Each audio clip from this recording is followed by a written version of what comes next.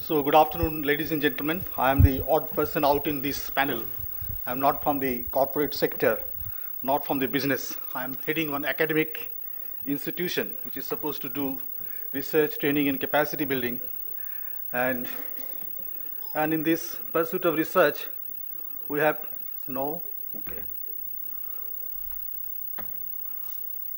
we picked up certain ideas and which we would like to present. Where is that?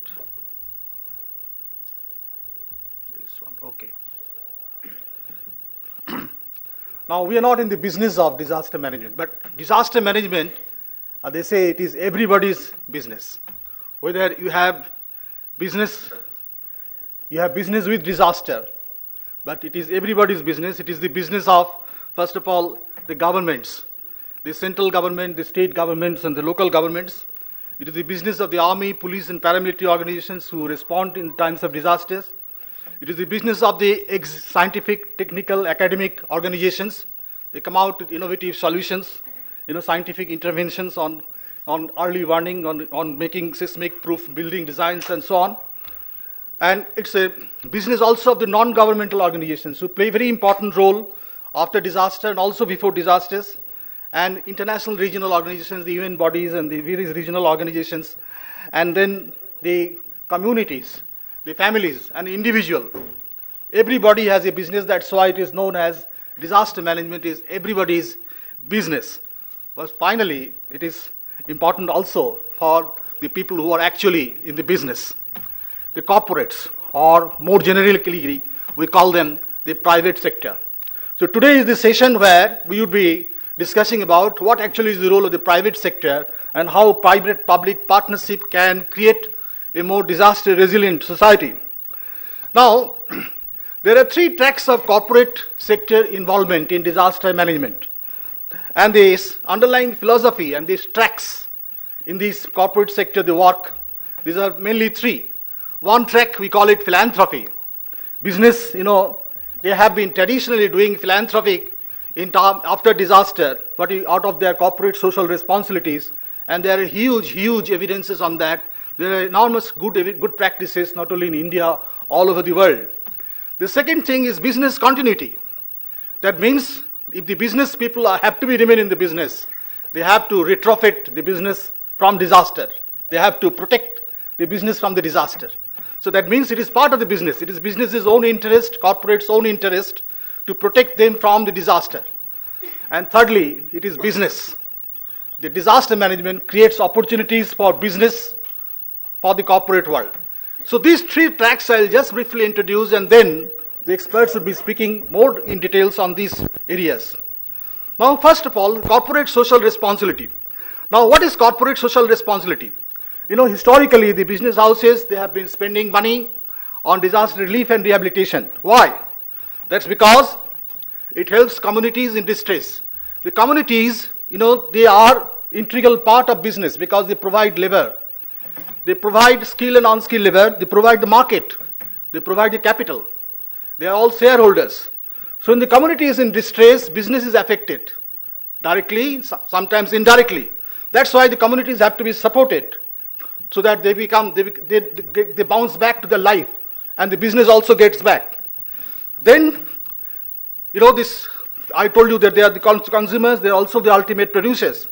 And it makes a good public relations. In terms of disasters, when the business people, the corporate world, they come to the support of the community, it makes news. And this gives publicity.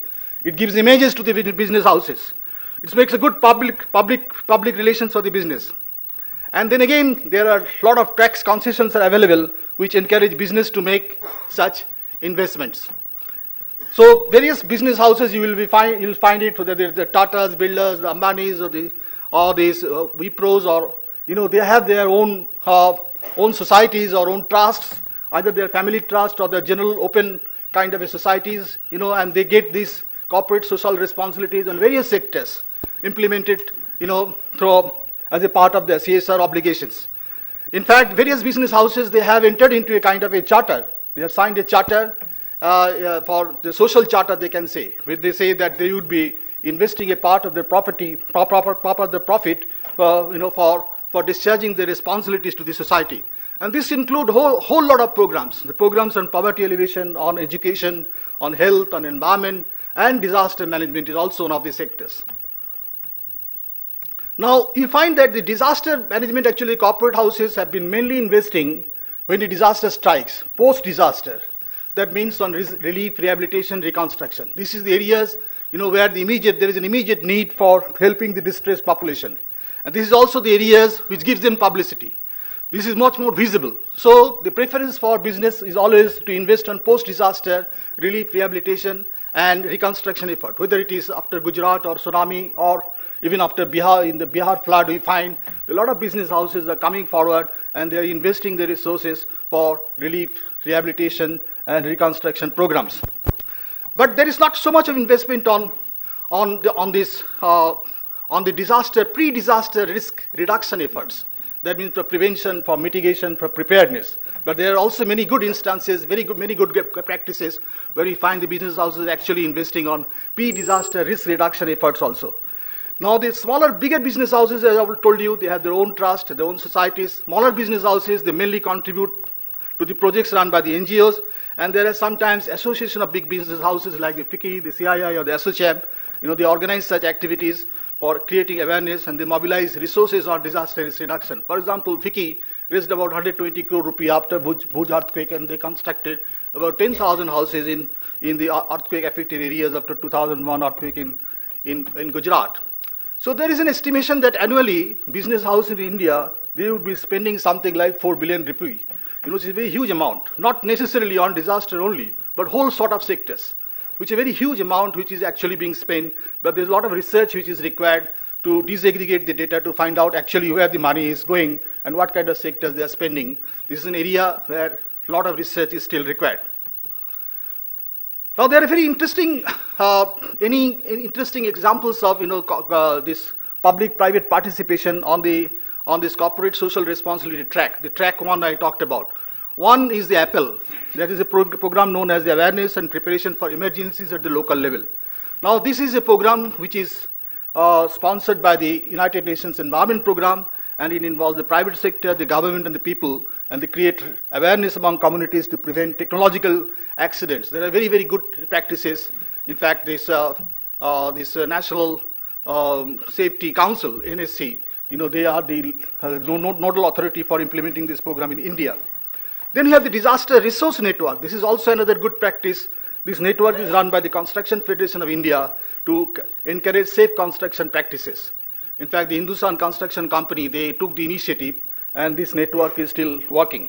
There is another very interesting network called India Disaster Resource Network. It is a web-based inventory of human and material resources on disaster response. This is a program which is done by this Ministry of Home Affairs. It has recently been transferred to our institute. So we have about nearly about 150,000 data on human resources and the material resources that are available in the country, where actually these are located, which company owns it, what is the address of that company, who is the person to be contacted. So that, for example, who are the persons who are owning boats and other resources. So at times of disaster, you can contact them and hire them, heavy equipment, machineries, etc. About nearly 150,000 resources where the private sector have committed to make available in terms of disasters. So this is a kind of a network which has been built up. Now, the second track I talked about, it is the business continuity practices. We have Mr. Dheeraj Lal, who is an expert on this subject. He will be speaking more in detail on this subject. And as I've told you, the natural hazards, traditionally, these are not factored in business continuity practices. Business continuity practices, they take into account market risks mainly. That how to protect the business from market risks. What actually is the business continuity practice? Business continuity practice means that the practices which enable the business to remain in business. Because sometimes the crisis comes and many businesses are out of business. If there is a financial crisis and there is a session in this conference, they call it financial tsunami. There is a special session which is being organized here. And they find that in this financial crisis, you find many businesses go out of business. So that business remain in business. That is basically the business continuity concept. And sometimes the threats come not only from the financial sectors, market risks, but also from the natural disasters. And we don't have much data about that available in our country.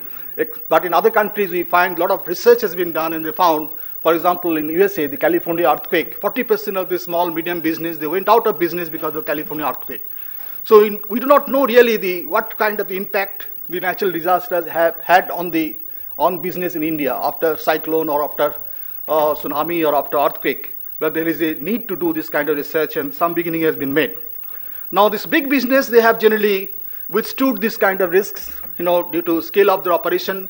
So they know that they diversified, they have countrywide network or a global network. So even if some areas this is affected, they manage to pull it up from other areas. But the small business and the medium business, they go out of circulation because of the disasters. So there is an increasing concern for retrofitting this kind of investment, especially in hazard zone areas.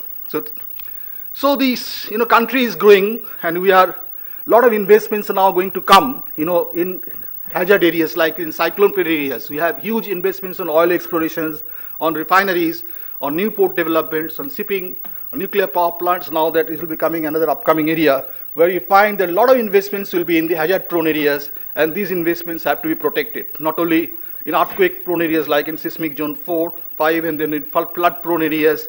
And it is necessary to protect this kind of investments, and therefore the investment of business continuity practices need to be recognized by the corporate houses and also by the business schools. Right now, in our business schools, we don't teach BCP or against DRR. So this is a subject which need to be introduced, or our institute will be working proactively in that direction.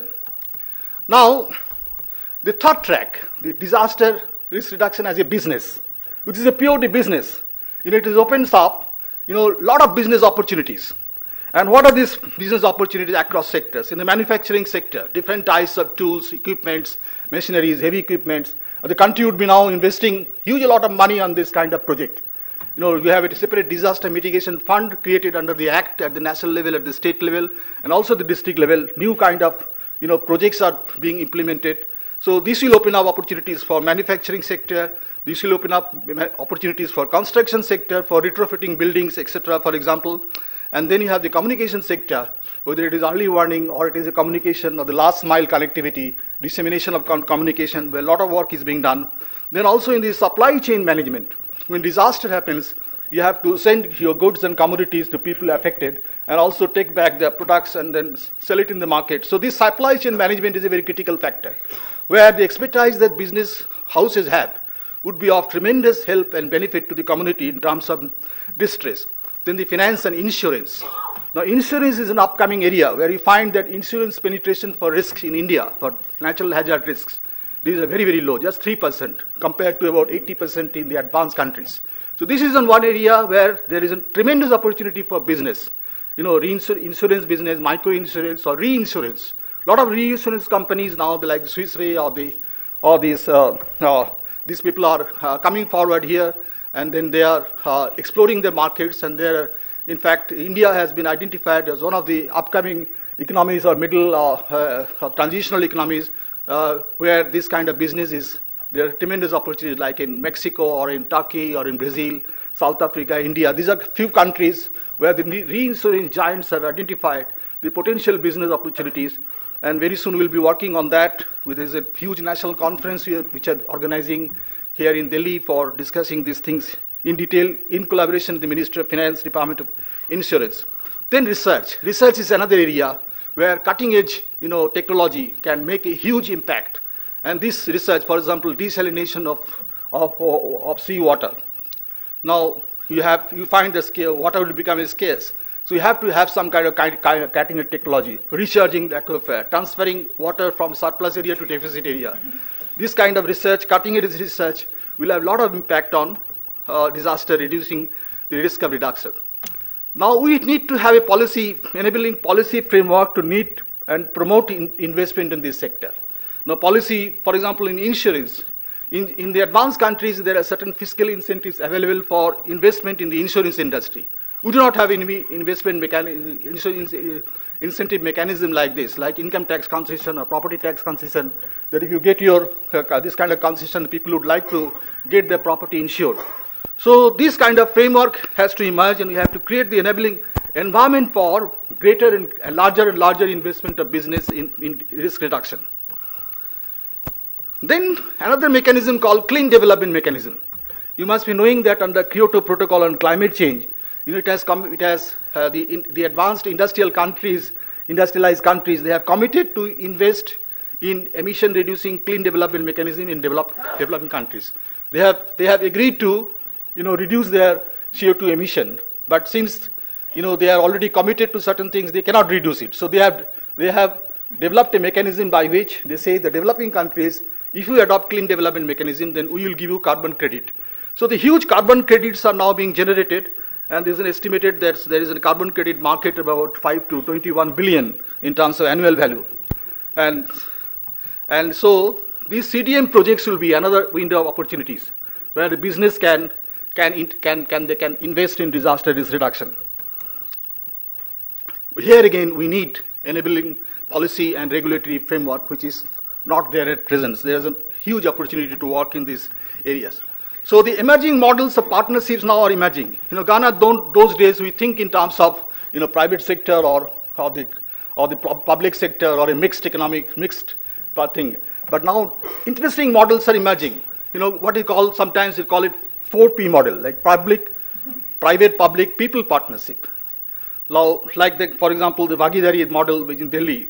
There is another 5P model called pro-pure public-private partnership.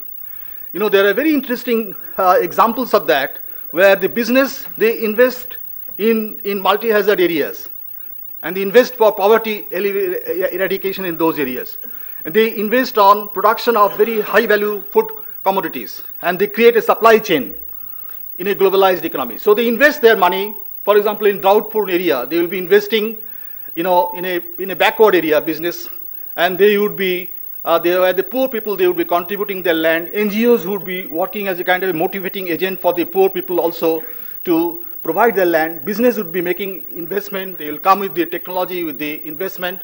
And they will also, whatever the farmers will produce, and whatever they produce, the business will take the responsibility of marketing it in a globalized economy. So this kind of interesting model has come. Everybody has, in a win-win situation, have gained. Business have gained, NGOs have gained, community have gained, government have gained, and the poverty level have, they have been able to eradicate poverty to a certain extent, and also they have also been able to reduce the risk of disasters, particularly in drought-prone areas. They're very, very interesting examples of this kind of model. And very interesting hybrid organizations are coming, involving corporate sector, government, civil society, and NGOs. Now all these are working together for risk reduction. So these are some of the models which you need to look into.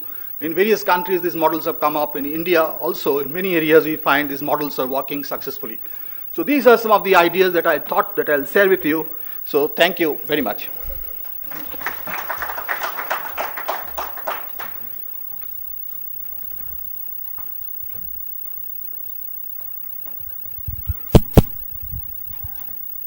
Thank you very much, Dhar Chakrabarti, for your wonderful start.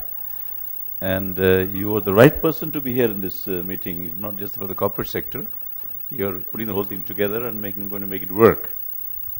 You brought in a lot of ideas about the corporate, what the corporate has been doing, could do, and what we should be doing together. It's everybody's business. It's not just government's responsibility. Gentlemen and ladies, just for the benefit of all of us, this exercises today and the days to come is that there should be an outcome, meaningful outcome, and that all these sessions should result, hopefully, in some practical suggestions, so that can be put together into an action plan. I believe that's what it is. So let there be an active participation from the audience to each of these of the presentations, so that we can actually capture it and take it forward. Otherwise, it'll just it will not have the desired outcome. Having said that, would you like to take questions right now, and any suggestions right off, please? Can somebody?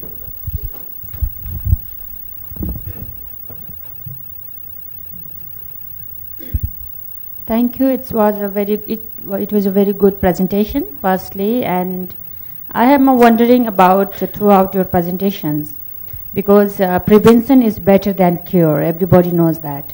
But we, all the corporate sectors, peoples and private NGOs, these all are very much concerned during the disaster things. It is our traditional things which we are, using our effort, our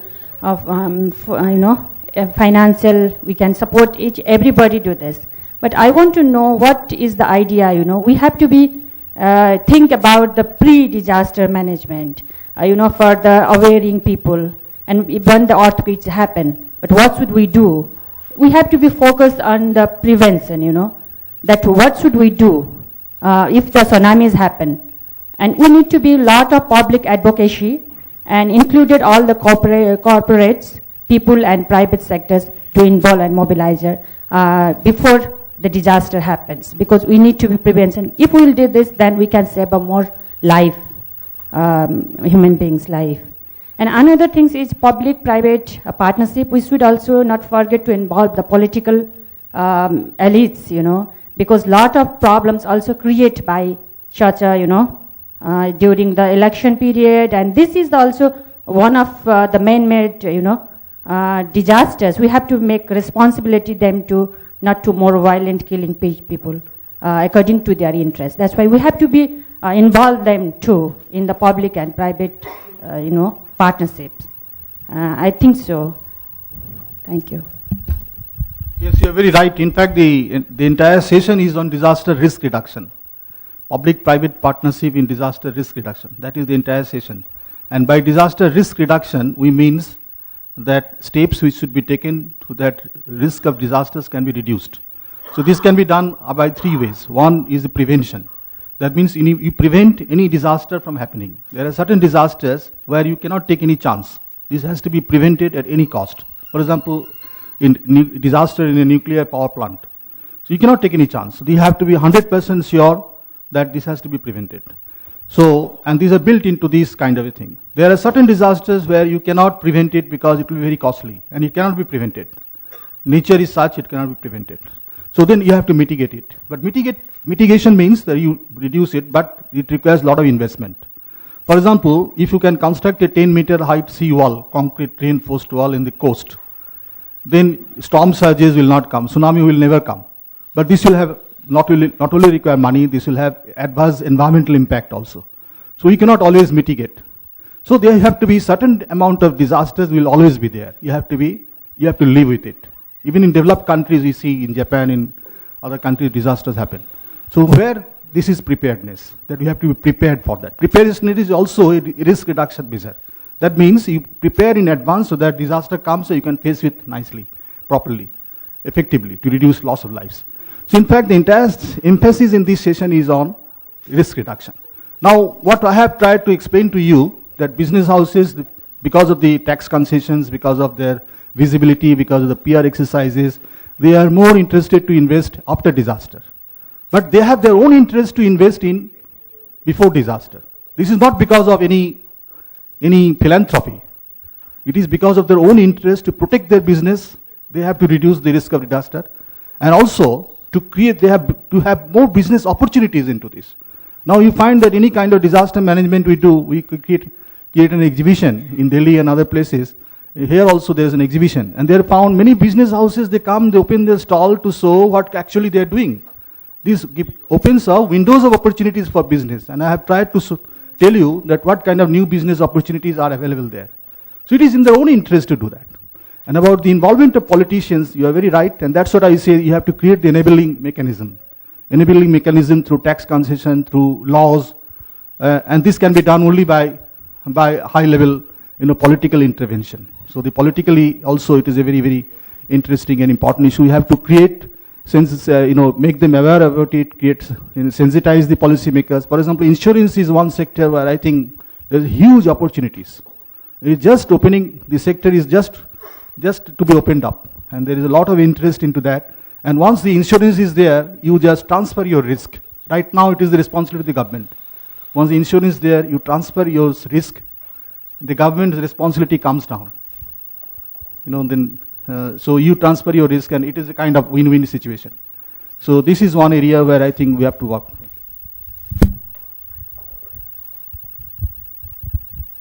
Yes, please. Prabhat Kumar, Project Director from a large public sector nuclear power plants. It's at Kalpakam. Now this corporate social responsibility, your first thing I'd like to make a remark. Well, corporate social responsibility is important and is also a fancy. There are certain amount of investment by private sectors and public sectors on corporate social responsibility, never sufficient. But when actual need arises, there should be possibility of rising to occasion to any extent. The corporate social responsibility I am not finding appearing as a part of the policy document of any company. If company has to survive in the society and do something good to the society, should be part of the policy document so that one should be in a position to take appropriate decisions, bold and large decisions without much approvals and help the society. Thank you.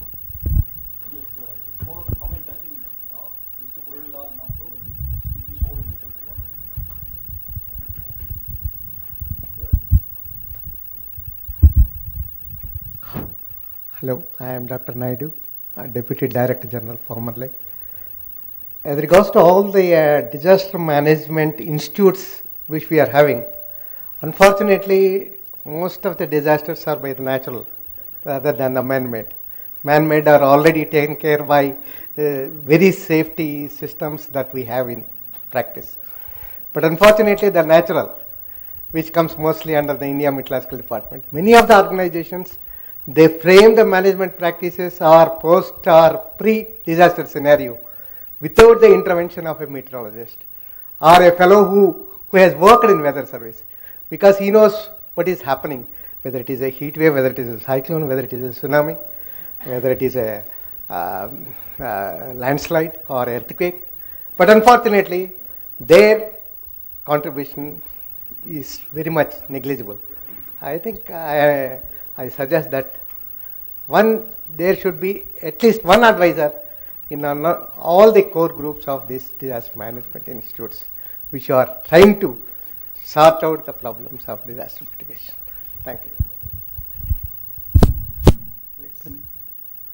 Yeah, I am from JNT University. Of course, we are some like partners in this.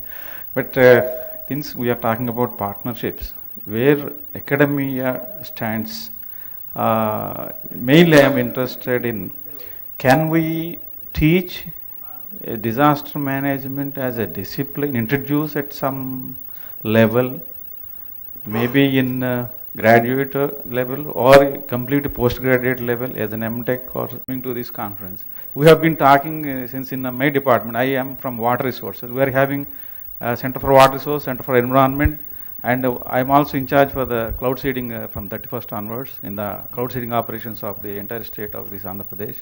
So what way the academia can really sit in and then do something in a more concrete fashion? That is also I wanted to know from some of these interactions. Thank you very much. No, thank you very much for this, ladies and gentlemen, for your questions and the responses. We will maybe, if you, with your permission, I'll just restructure the whole rest of the program, and we'll probably take all the questions towards the end so we can save time and all the presentations can be made effectively, and then we can take all the questions one by one after that. And hopefully you'll give me a little time after that to do my concluding remarks. Okay? Thank you. So may I now invite the next speaker. Mr. Dheeraj Lal, you wanted him to yeah? Mr. Dheeraj Lal, you would like to take that? Yes? Thank you.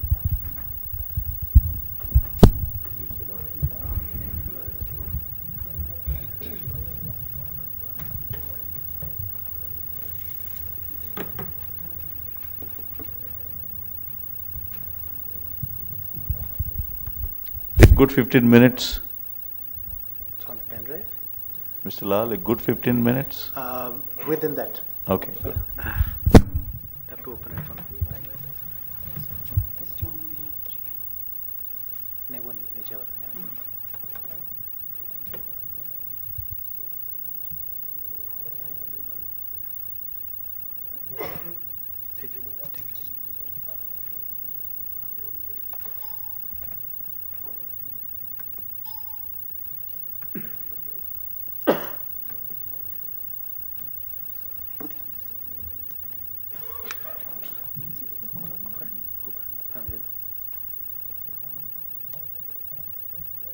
जाते हैं आगे.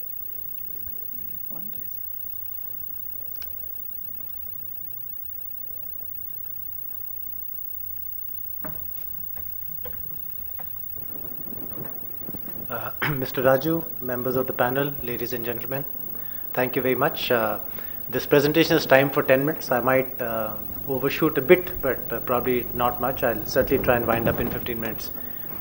Mr. Dhar Chakrabarti has introduced the concept of business continuity management, and I think he put it very well. The business of business is to be in business. What burns me very much is often when I look at annual reports, they always talk about the past and not about the future. They talk about what's happened, what they did. Great, very nice. But all that is factored in the financials. So what's the big deal? Let's really talk about what we're doing for the future, making sure that the company continues, making sure that the financials are even better, and all the interests of stakeholders, employees, owners, the community, everything is protected. That's really what business continuity seeks to do, to really make sure that the business prospers, continues, come what may. And it's exactly the come what may that we will consider in the context of disaster risk reduction. Very briefly, a bit about myself, a few credentials in terms of business continuity management. I'm not going to spend too much time on this. Importantly, I have about 15 years of banking, 10 years with Citibank, 5 years with Standard Chartered, and about 5 years in the BPO industry. I've been doing business continuity for about 8 years or so, mostly in those organizations, and for the last year, 2 years full-time as country manager of the BCM Institute. As an institute, we are a global certification body in business continuity and disaster recovery. Our bread and butter is certifying individuals in BCM and DR. And to that extent, the point that the gentleman made about taking this to the student level, love to interact you with that. In fact, Mr. Dhar Chakrabarti also just mentioned it before the session. And honestly, if you're looking to really spread this wide and catch them young and get people doing this not when they are 20 years in the organization, but literally as a starting point. Importantly, as we very often realize, people by and large get skilled. What they get skilled for often they don't do. As myself, I'm an engineer, but I'm not practicing engineering. So if only I knew what it involved, maybe I wouldn't have done engineering. So let's give people an idea in advance of what they're in for. Hopefully have them select that and therefore go into areas where they build their competencies. So love to catch people at the student level.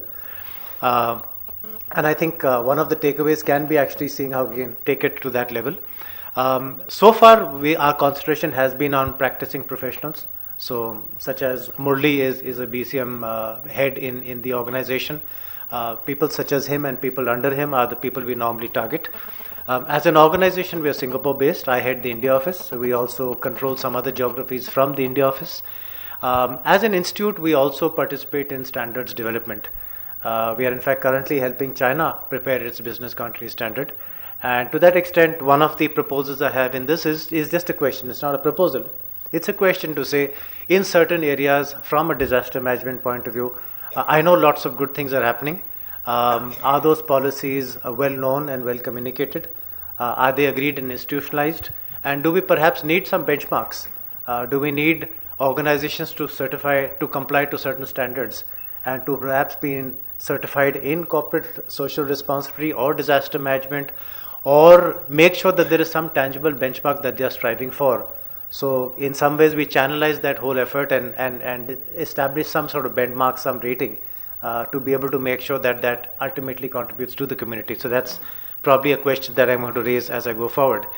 In India, we partner with quite a lot of other agencies, and hopefully we can use that entire network to take things forward. I'm also in fact here representing another body known as the Business Resilience Consortium. Now this is a new organization, non-profit. It's just a bunch of companies that have come together.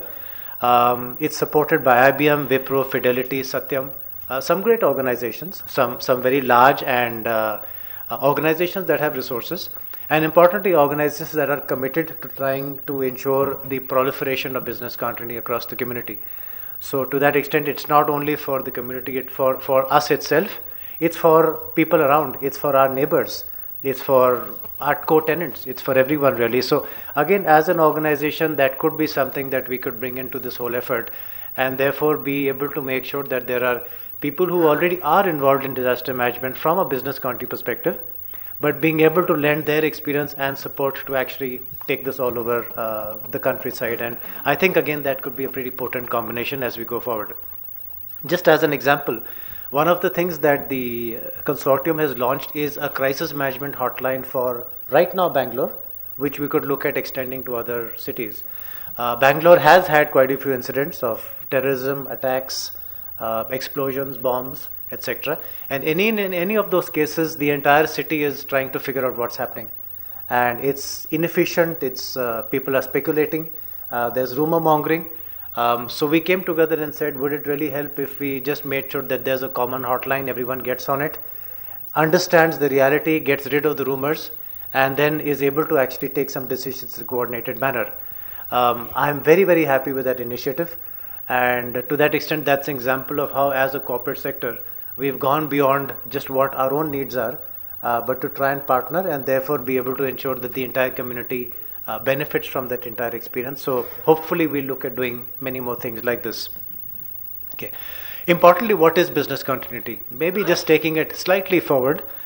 This is a definition. It's got some big, long words in it. But importantly, I just wanted to focus on a few of those. Importantly, business continuity looks at identifying potential threats to an organization. So the point that you made, ma'am, about proactive and thinking of things in advance, that's exactly what corporates typically do. The first phase of that entire analysis is reduction. And reduction says what could happen, and what could happen, what's the impact on me if that happens, and how do I mitigate that impact. Now, there are some things like national disasters which you maybe cannot prevent, but what you can certainly minimize is the impact upon yourself. So if I know that I'm in a cyclone prone area, do I just sit there and wait for the cyclone to happen? Or do I say, let me think through the impact of that cyclone on me, and let me right now put in place proactive steps. So if I'm lucky, the cyclone doesn't happen, and there are some events that we can actually prevent or reduce. But if it's a matter that's not in my control, at least I can try and minimize the impact upon myself. And if it did happen, through proactive planning, I can actually make sure that if there is an impact, I act fast and I reduce it, I contain it, I make sure it doesn't spread, and therefore I come out of it as best as I possibly can, and very quickly then get into actually recovering the business, which is really what business continuity is all about. So in that, we identify potential threats that could happen, impact to the business if those threats did really happen, and importantly, put in a framework for building resilience. Resilience, as the English word says, is bouncing back. So ideally, I don't go down at all, but if I do, very quickly I'm back up. And to that extent, before people start to suffer or before my customers start to desert me, I'm back up, and hopefully everything goes forward and we are all happy. And of course, I think again a point that Mr. Dhar Chakrabarti made, it's not necessarily philanthropy. It's about making sure that we protect our commitments to our customers. But the good thing is, when we are doing that research and that analysis, that's not terribly different from what is done for disaster management itself. The incidents are the same.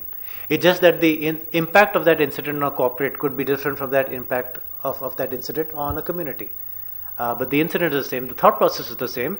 So there's certainly a huge opportunity for us leveraging and collaborating in that area, which currently is not yet happening. I'm sure that's something that we can look at. And to that extent, both of the different entities are actually looking at the same problem from different perspectives. And again, responses are different. Governments or organizations or non-profit bodies or NGOs respond in one manner, and corporates probably respond in another manner. So again, let's collaborate in thought process and even in action, which I think certainly will be very effective. Why is BCM important for corporates? Just some statistics to share with you. You mentioned the California incident. This is statistics from World Trade Center actually. Of around 930 companies in the World Trade Center, 550 had died 18 months later. Simply because they had such an event, they couldn't recover, and therefore after that people just stopped dealing with them. 40% of businesses that experience a major disaster never reopen. That's it. And of those that reopen, many of them close again, simply because they lost the trust, faith and confidence of the community in them. That's why organizations typically implement business continuity. You mentioned research and statistics. We actually have done 2 surveys on BCM in India. and we can certainly look at focusing it to make it slightly wider in terms of disaster management. But the data tells us that the average loss due to disruptions in India per corporate on an average was about 20 crores for last year. And previous year it was 7.7. So it's actually gone up a lot. And that's logical, because if we look at the last year as incidents and disruptions, it's been much, much worse than the previous year. And the way things are going, it may be even more next year.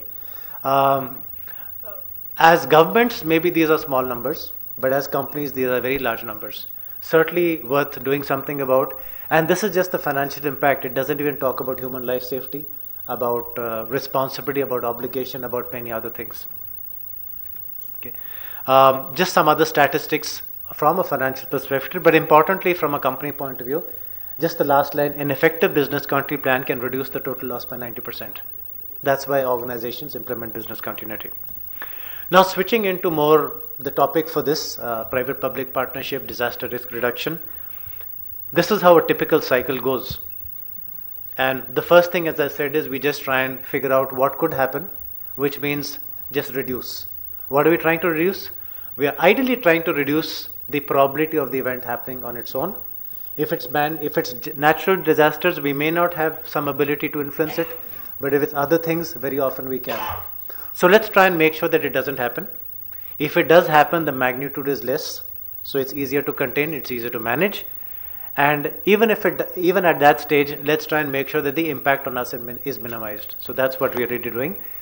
And again, we respond very quickly through plans, etc., which I think is the areas where possible synergy is possible. I'm not going to cover the rest of the cycle, but importantly, what we are really saying is as soon as possible, we get back to normal. That's the intention from a corporate point of view.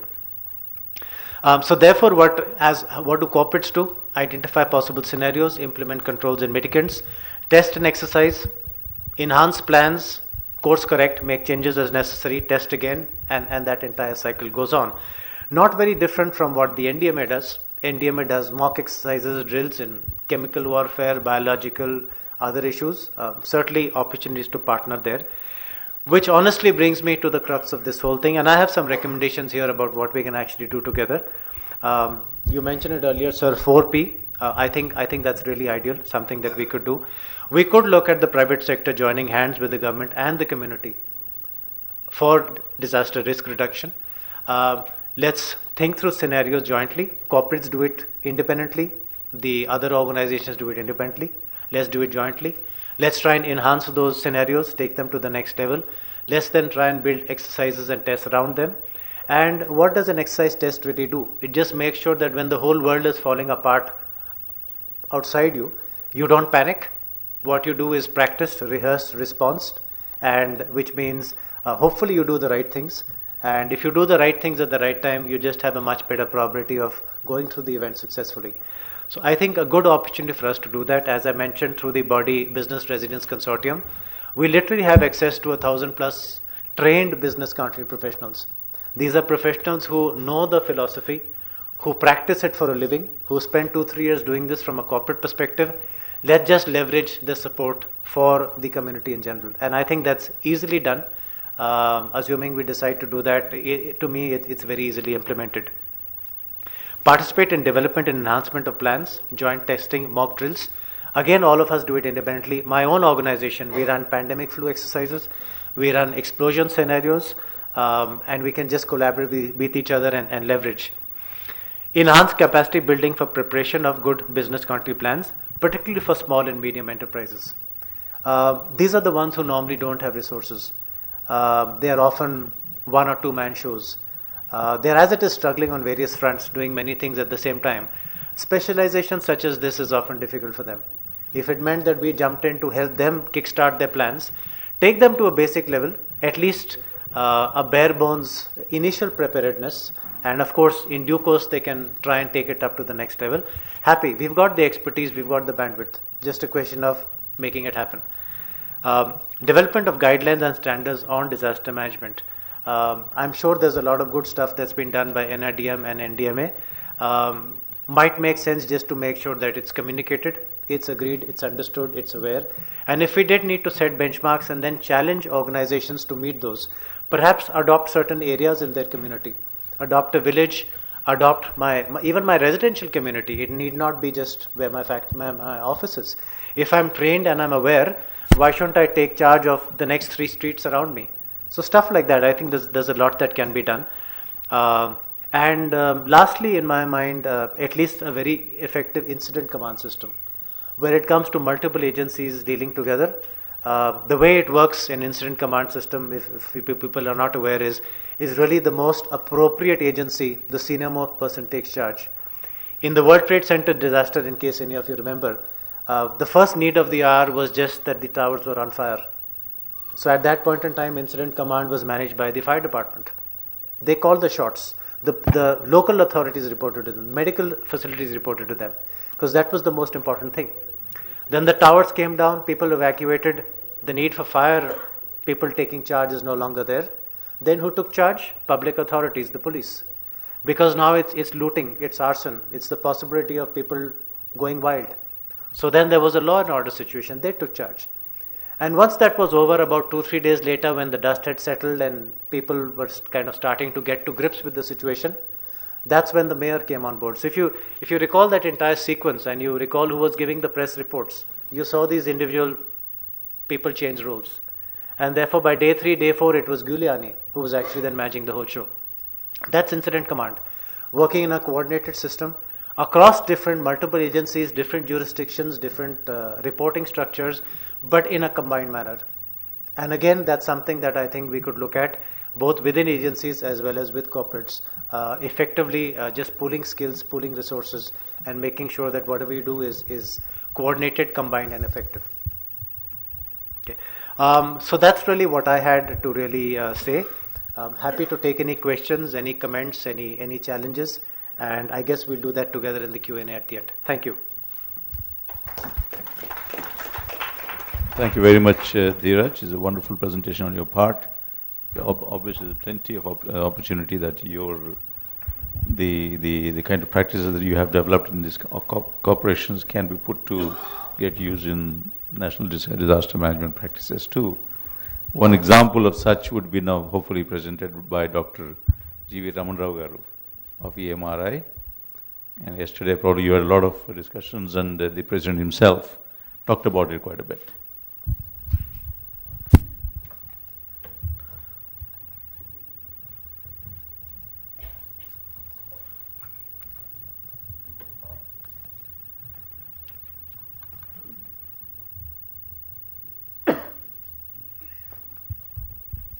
15 minutes. Sure.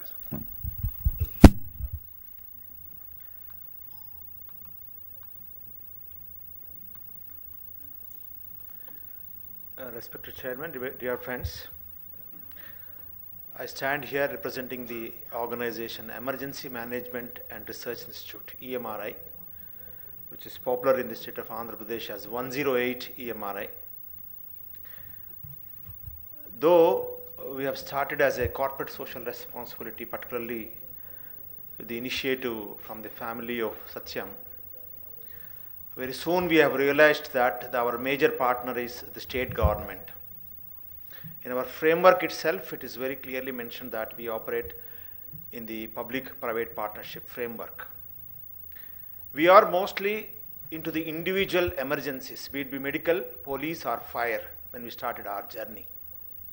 Very soon we have realized that the individual emergencies, while being addressed with benchmarks, in the last 365 days with our experiences in the state of Andhra Pradesh, we have realized that there were 329 instances where more than 10 persons were injured, be it various bomb blasts, injuries, railway accidents, so on and so forth.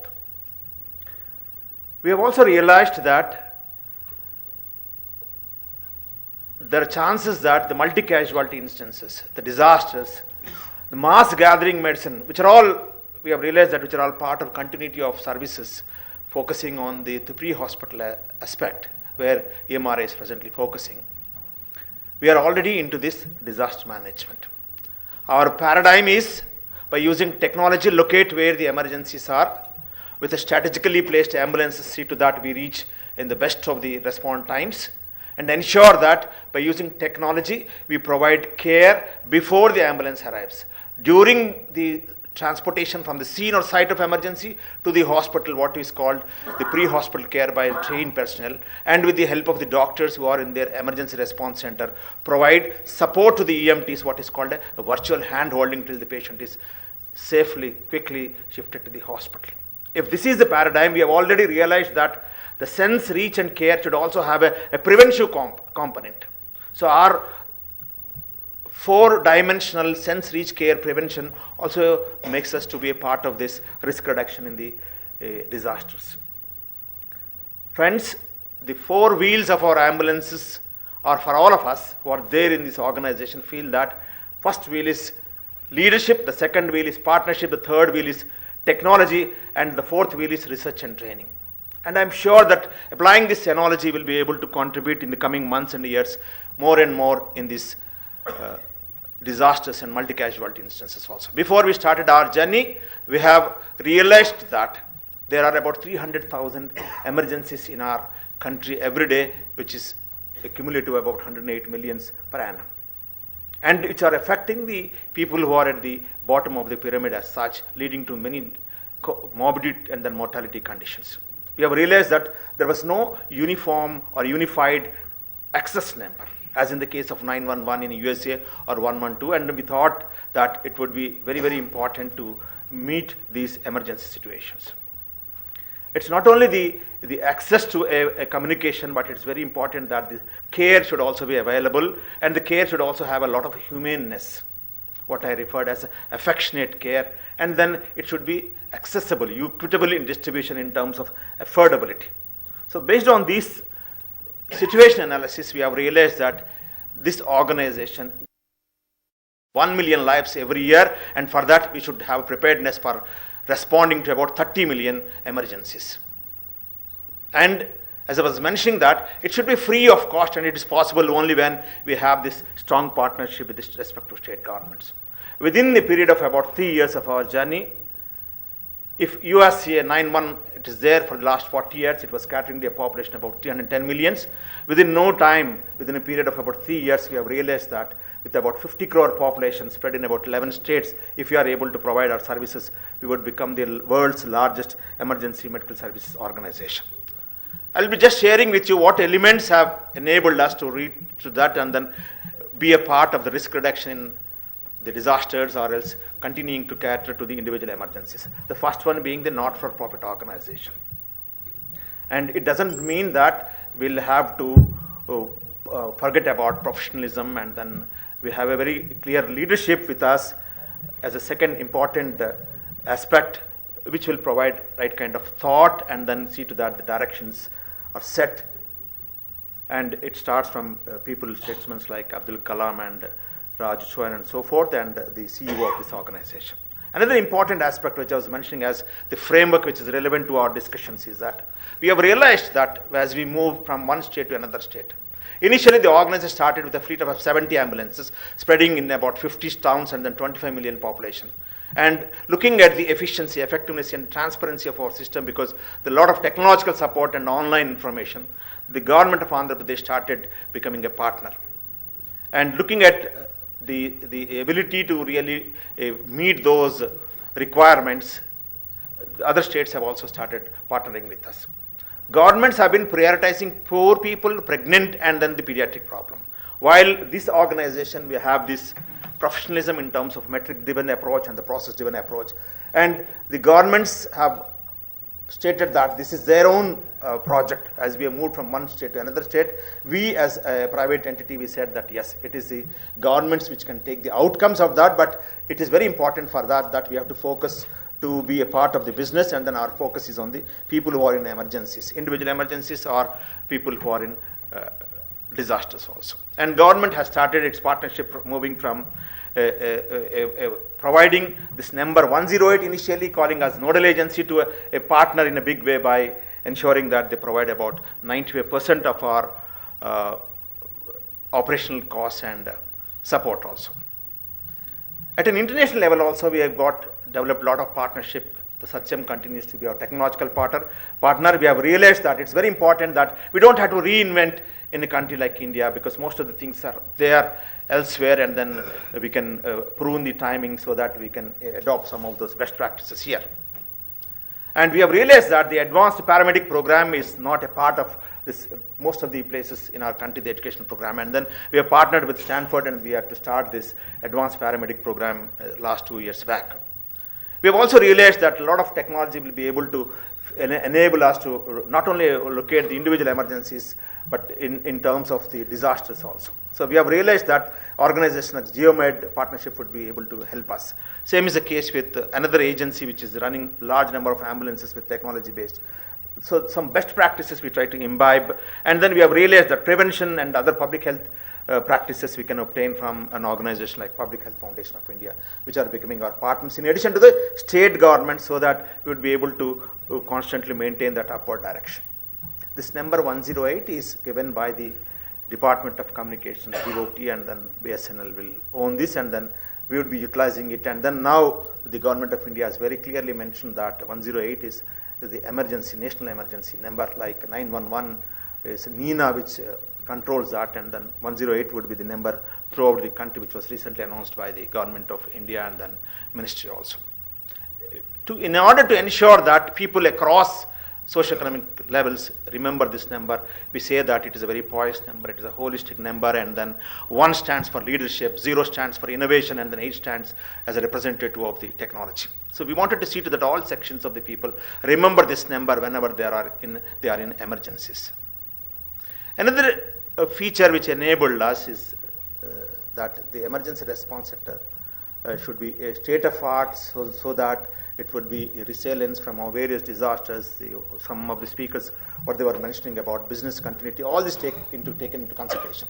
As an example of the partnership in our response center, we will also find police people constantly 24/7 available, so that all the, for example, in case of a road traffic accident, our ambulances strategically placed will move, and the information from the police office, police people who are there in our response center will also communicate, and the police vehicle also move to the road traffic accident. It's a big relief to all people. Earlier, we were all afraid that if we want to help a person in road traffic accident, then the police will come and then they may raise an objection because it's a medical legal case. With the entry of this organization, most of the people are really able to help, and then the first responders program or the bystanders are able to really make world of a difference. We get more than 3 to 5 calls for every traffic accident in major urban areas. To tell you that this is a radical change in the behavior of the people also in terms of emergencies.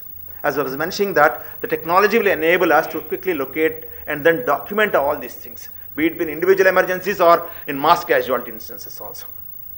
Everyone who has used this number 108 so far, millions of people, everything is recorded, so that we'll be able to retrieve tomorrow, it will be an evidence, and it will enable us to improve our operational efficiency also, and identify some areas where some policy decisions need to be taken into consideration. In our business, we say that what is not documented is not done. So we ensure that everything what happens in ambulance is documented in the form of a pre-hospital care record, and we use a lot of technology help also to enable that it is done. I was mentioning about the prevention, which is a part of our sense-rich care paradigm, which will be very, very relevant in case of disasters. What all efforts we are doing in terms of mock drills, in terms of ensuring that we have partnership at the state level, district level with the executive authorities, the district magistrate. I think it is enabling us to be a part of that. The EMS system, what we are in the business, is a standby in case of disasters. If the local authorities are aware, and periodically in our review meetings monthly with the district collectors and the regional level, we are very clearly mentioning that we are here, we got a fleet of about 50 ambulances in a district, and then in case of any disaster, we can easily mobilize, because we have a technology system, and our drop-down screen will tell us that which are the nearest ambulances, and then we can immediately summon them to the scene or site of the emergency or multi-casualty instance. There are several comparisons what we try to do ourselves when compared to a system which is there in the world for about 40 years. But some of the beautiful points is that if America has in these 9-month systems several hundreds of response centers for 81 million population in the state of Andhra Pradesh, we are able to run an entire, we get about 66,000 calls every day. We are able to manage this with one response center. And we have established similar response centers in about 7 to 8 states already, and then we will be developing a national level network also. I'm very, very sure that in the coming days and future it will be useful even for managing information and then responses at the national level also. We have realized that we need to have a very good transport vehicle, and then it should meet with our services and interventions in the pre-hospital situation. The triaging is so important, and the treatment is also very important, and transportation is very important. So we ensure that different stretchers are taken into consideration. Moving and lifting has to be scientifically done. The pilots, the first responders, the AMTs, paramedics, who are all